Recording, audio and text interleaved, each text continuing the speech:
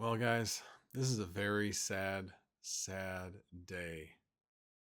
A company that I have grown to love for all of its things, but especially its GPUs, has decided to shut down their GPU business.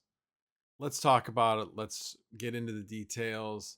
Let's talk about the reasons behind it, and come to grips with the day, September 16th, when EVGA announced that it would no longer make GPUs.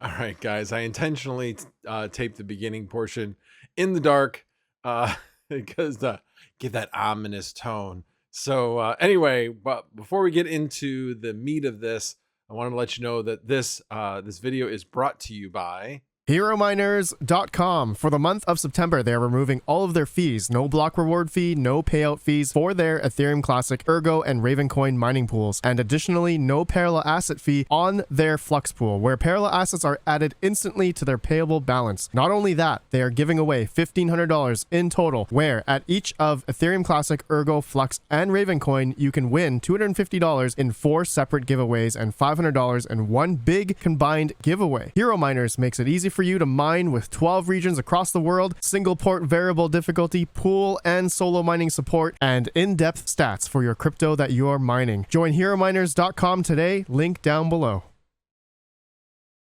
Well, guys, I never thought I'd be making a video about this. Yeah, EVGA today announced that they were shutting down, well, will be shutting down their GPU business.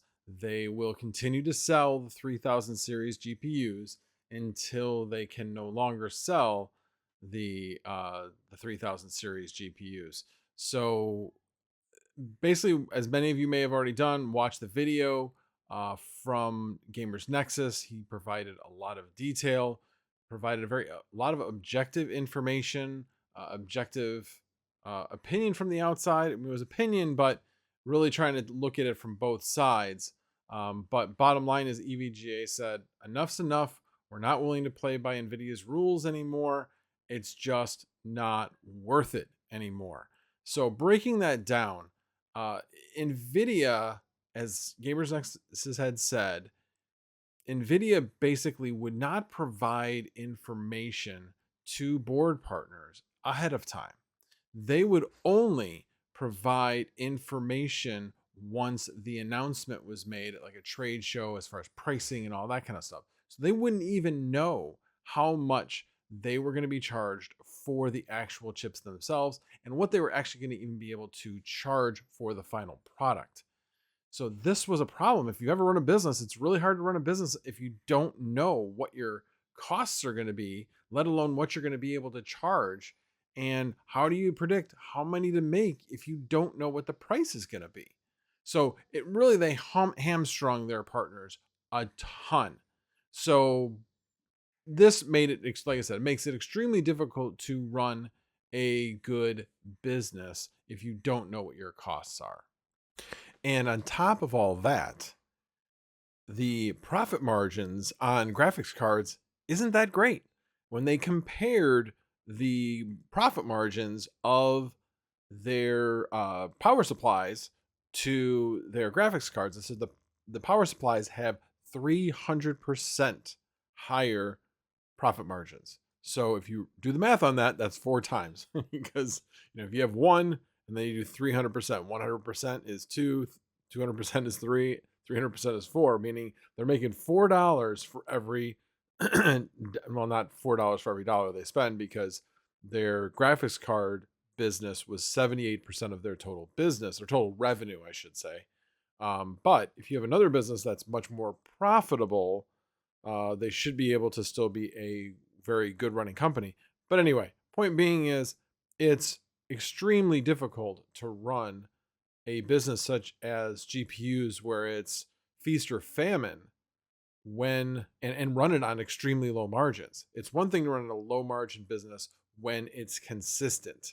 This unfortunately is not consistent. Like I said, it's feast or famine. And the good thing about EVGA, they said, nope, we're not going to raise our prices so that we can take higher margins while we can.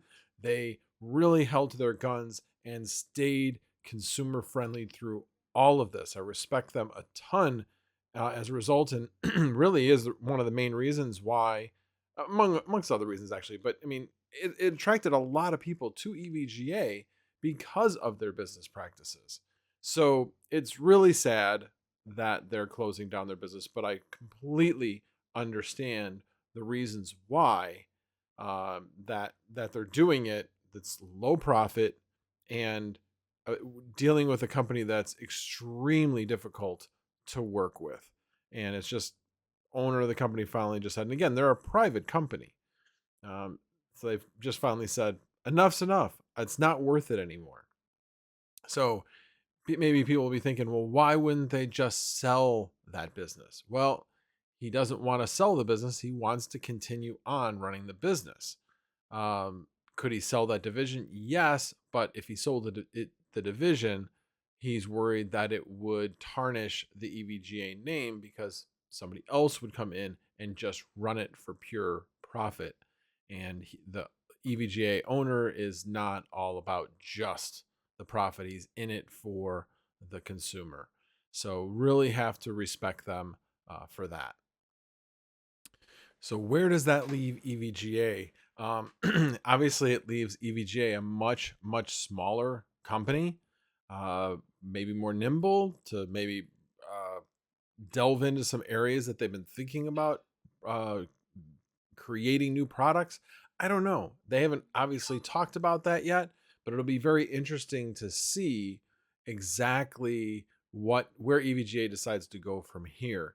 More importantly, though, is what happens to the employees that will inevitably be let go.